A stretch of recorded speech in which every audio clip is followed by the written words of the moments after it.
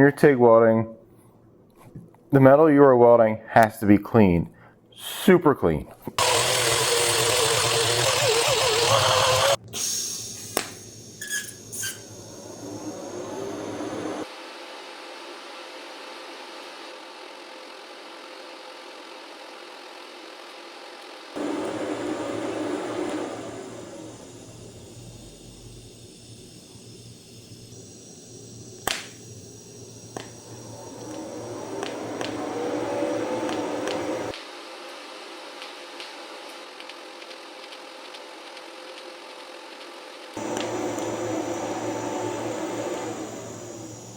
There we are.